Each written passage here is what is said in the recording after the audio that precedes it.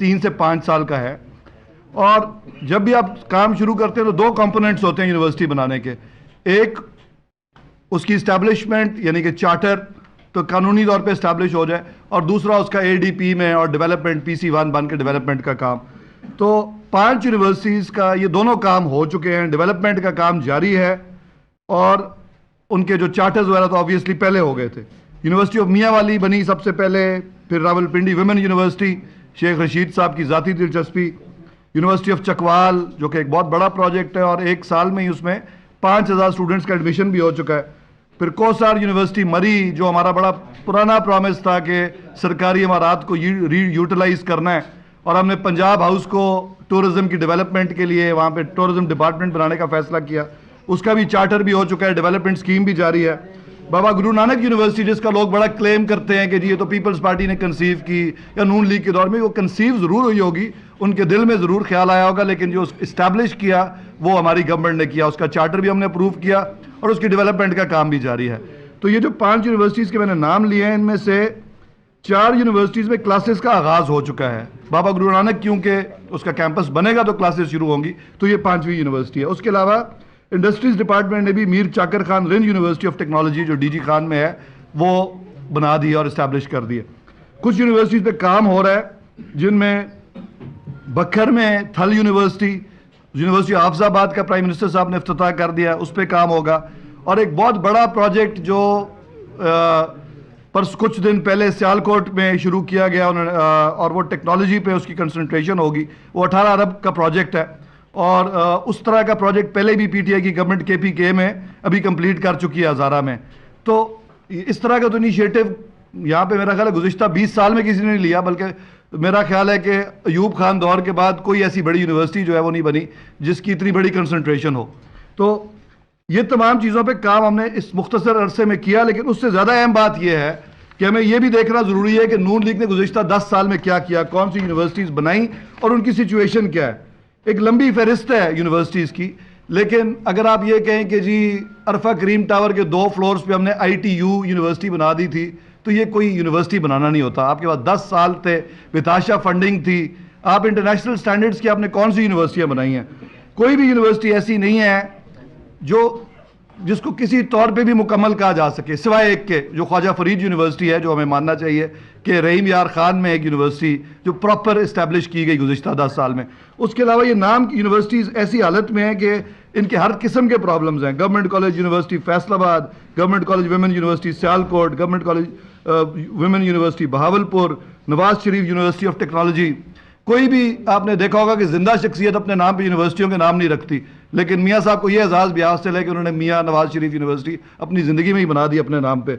اور اس کے بعد university of Sahiwal, university of Jhang, یہ اتنی ایمبرائنک سٹیجز میں چھوڑ کے گئے تھے. یہ یونیورسٹی آف ہوم اکنامکس کہ ان کو ہم لے کے چل رہے ہیں. یونیورسٹی آف جھنگ کے مسائل ہم نے آگے حل کرنے شروع کیے.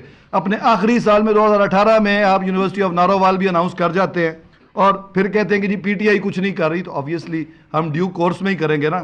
اس پہ کام ہو رہا ہے. یہ ان کے پروجیکٹس رہے ہیں اور پرائیورٹیز ان کی کچھ اور ہی نہیں. کوئی ایک ایسی یونیورسٹی کا یہ دعویٰ نہیں کر سکتے جو انہوں نے بنائی ہو اور جو ورلڈ کلاس ہو سوائے خواجہ فرید کے. تو 10 سالوں میں ایک یونیورسٹی, یہ ان کی پرفارمنس ہے میرے خیال میں. اور باقی تمام جو ہیں وہ ایسی سٹیجز پہ ہیں کہ اگر ہم انیشیٹو نہ لیتے, ان کو ٹھیک کرنے کے راستے پہ نہ ڈالتے, تو شاید یہ اگلے 10 سال بھی ان کا کچھ نہ ہوتا.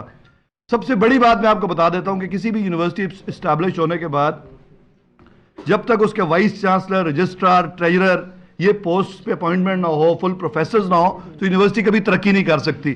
انہوں نے یونیورسٹیز بنائی, ان کے اسٹیچوٹس ہی نہیں بنائے. یہ آپ جو ایجوکیشنل رپورٹرز ہیں اچھی طرح جانتے ہیں کہ اسٹیچوٹس کی کیا امپورٹنس ہوتی ہے. اسٹیچوٹس بنتے ہیں تو ان کی پوسٹ کے اوپر ہائرنگ ہوتی ہے. گورنر صاحب نے اور میں نے اس کا نوٹس لیا, ایک اسپیشل کمیٹی بنائی لا ڈپارٹمنٹ اور فائنانس کے ساتھ مل کے.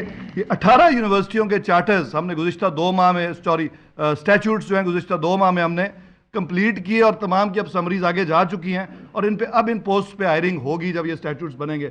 تو میرا سوال یہ ہے کہ 2008 سے آنورڈز جن پہ کام نہیں ہوا وہ کام بھی ہم کمپلیٹ کر رہے ہیں. تو ان کو یہ پتہ ہونا چاہیے کہ اللہ کے فضل سے یہ منسٹری بھی ایسے ہاتھوں میں جن کو پتہ ہے, گورنر صاحب کا بھی انٹرسٹ ہے, میرا بھی پرسنل انٹرسٹ ہے کہ ہم ان کو صحیح ٹریک پہ ڈال کے جائیں ایجوکیشن کو. اور ایجوکیشن کو ٹریک ڈالنے کے لیے پیسہ اور ٹائم دونوں کی ریکوائرمنٹ ہوتی ہے. ٹائم تو ابھی ہمیں 2 سال ملے ہیں, اور اکنامک سچویشن جو پہلے تھی آپ کے سامنے تھی, اب بہتری کی طرف جا رہی ہے. اگر لاسٹ ایئر کووڈ نہ آتا تو ہم نے 28 ارب کا ADP رکھا تھا. کووڈ کی وجہ سے ہمیں بالکل اس کو کٹ ڈاؤن کر کے سب کچھ ہیلتھ کو دینا پڑا. لیکن اب آنے والے 3 سالوں میں یہ تمام جو ہم نے پیپر ورک کر لیا ہے, اس کے لیے جو فائنانس کی ضرورت ہوگی انشاءاللہ وہ بھی پوری ہوگی. پرائم منسٹر صاحب کا بھی وعدہ ہے, فائنانس منسٹر صاحب نے بھی اس پہ وعدہ کیا, اور CM کا بھی یہ ہے کہ اگلے 3 سالوں میں ہم تمام چیزوں کو پورا کریں گے. تو یہ صرف یونیورسٹیز کی بات ہی, باقی بتاشا سافٹ انیشیٹوز ہیں وہ کیونکہ آج کے ٹاپک نہیں ہے وہ. لیکن ایک چیز جس پہ میں اور بات ضرور کرنا چاہوں گا وہ اچک صاحب کی تقریر ہے, کیونکہ as a minister of higher education میرا یہ کام ہے کہ میں تاریخی ریکارڈ جو ہے اس کو سیدھا رکھوں. غلط بات کوئی کرے تو اس کا جواب دینا بڑا ضروری ہے. اور میرا خیال ہے کہ ہمیں یہ کسی کو ڈیفینڈ کرنے کی ضرورت نہیں ہے کہ پنجاب کا کیا رول رہا ہے تاریخ میں اور لاہور کا کیا رول رہا ہے. یہاں کے لوگ زندہ دل بھی ہیں, کھلے دل کے بھی ہیں. جو بھی پنجاب میں آتا ہے, پنجابی کوئی لسانیت نہیں ہے, کوئی یہ پنجابی جو پنجاب میں آتا ہے وہ پنجابی بن جاتا ہے. یہاں پہ افغان بھی ہے, یہاں پہ بلوچ بھی ہیں, یہاں پہ اوان بھی ہیں, راجپوت بھی ہیں, جٹ بھی ہیں, گجر بھی ہیں, رائی بھی ہیں, کشمیری بھی ہیں. سب کے سب کو پنجاب نے کھلے دل سے ایکسیپٹ کیا.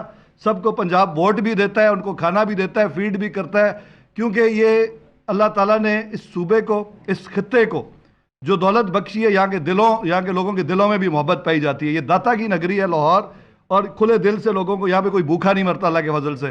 اور اس لیے جو بھی یہاں پہ جس علاقے سے بھی آئے, چاہے وہ پتھروں کے علاقے سے آئے یا وہ جب لاہور آتا ہے تو پنجاب میں آتا ہے تو اس کے دن بدل جاتے ہیں, اور پھر اس میں انسانیت بھی جاگ اٹھتی ہے. تو یہ جو انہوں نے اچک صاحب کو میں بتانا چاہتا ہوں کہ جو یہ کوٹ کر رہے ہیں نا کہ لاہوریوں نے ہندوؤں کا اور سکھوں کا ساتھ دیا, تو کوئی ایسی بات نہیں ہے. اس وقت تو پاکستان کوئی نیشن سٹیٹ نہیں تھی, یہاں پہ سکھ بھی رہتے تھے, ہندو بھی رہتے تھے, اور ہمارے اچھے تعلقات ہوتے تھے سب کے. اور جو انہوں نے اگزامپل دی, اس ریکارڈ کو بھی کریکٹ کر دوں کہ شاہ شجاع جو تھے وہ احمد شاہ درانی کے پوتا تھا شاہ شجاع. اور شاہ شجاع نے جب انگریزوں کی مدد سے دوست محمد خان کی گورنمنٹ کو ٹپل کرنے کے لیے ایک فوج بنائی, ایک فوج ریز کی, اس میں 10,000 انگریز تھے, اس میں 7,000 جو ہیں وہ ہندو اور سکھ تھے, 8,000 مسلمان بھی تھے اس میں, جن میں افغان ڈیسینٹ کے لوگ بھی تھے اور پنجابی ڈیسینٹ کے بھی تھے. تو یہ 25,000 کی فوج تھی جس کو لے کے لشکر کشی وہ کرنا چاہتا تھا افغانستان پہ. اور مہاراجہ رنجیت سنگھ نے ان کو اجازت نہیں دی کہ پنجاب کی زمین وہ یوز کریں, تو وہ سندھ سے اور KPK جو اب ہے اس سے ہوتے ہوئے وہ گئے, اور وہاں جا کے انہوں نے پھر دوست محمد خان کی آرمی نے ان کا مقابلہ نہیں کیا اور شاہ شجاع نے قبضہ کر لیا. تو اس میں لاہور کا کیا رول ہے؟ لوگوں کو مس گائیڈ کر رہے ہیں, مفت کے گلے کر رہے ہیں. گلہ اگر بنتا ہے تو وہ لاہور کا بنتا ہے اور پنجاب کا بنتا ہے, کیونکہ 1849 میں جو چیلیاں والا کی جنگ تھی, جو سب سے بڑی ڈیفیٹ, شکست جو انگریزوں کو ہوئی انڈین سوئل پہ, وہ چیلیاں والا میں تھی. اور اس میں پنجاب کی فوج لڑ رہی تھی, اس میں سکھ بھی تھے, مسلمان بھی تھے, ہندو بھی تھے, اور انگریزوں کو تاریخی شکست ہوئی. اس پہ آج بھی اس کو یاد کیا جاتا ہے جنگ کو. اس جنگ میں اگر میر دوست محمد سپورٹ کرتا تو شاید انگریز کبھی اس خطے میں گھس ہی نہ سکتے. میر دوست محمد خان کا ایک ڈوبیس کریکٹر تھا جو افغانستان کا امیر تھا اس وقت. اس لیے تاریخی ریکارڈ کلیئر کرنا ضروری ہے.